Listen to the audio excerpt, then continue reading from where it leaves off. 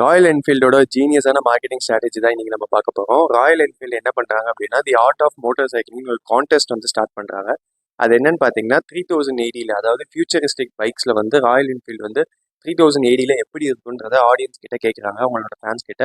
இதை வந்து நிறைய பார்ட்டிசிபென்ட்ஸ் வந்து பார்ட்டிசிபேட் பண்ணி அவங்களோட டிசைன்ஸ்லாம் வந்து ராயல் என்ஃபீல்டுக்கு கொடுத்தாங்க.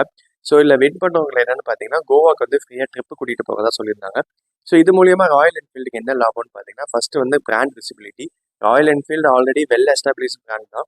பட் ஸ்டில் இருந்தாலும் இதில் ஜாயின் பண்ணுற பார்ட்டிசிபென்ட்ஸ்லாம் வந்து அவங்களோட டிசைன்ஸை வந்து சோஷியல் மீடியாவில் ஷேர் பண்ணும்போது இன்னும் அதிகமாக வந்து ராயல் என்ஃபீல்டை பற்றி பேசுவாங்க.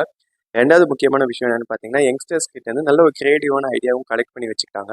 ஸோ நிறைய கம்பெனி வந்து கோடிக்கணக்கில் இன்வெஸ்ட் பண்ணி மார்க்கெட்டிங் ரிசர்ச் பண்ணி கஸ்டமருக்கு வந்து என்ன நீடோ கொடுக்கணும்னு நினைக்கிறாங்க.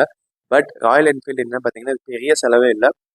ஸோ கிரியேட்டிவான ஐடியாஸ் வந்து வித் டிசைனோட நிறைய பேர் வந்து ஜஸ்ட் கம்யூனிகேட் தான் பண்ணுவாங்க. பட் இவங்க வித் டிசைனோட கலெக்ட் பண்ணி வச்சுக்காங்க.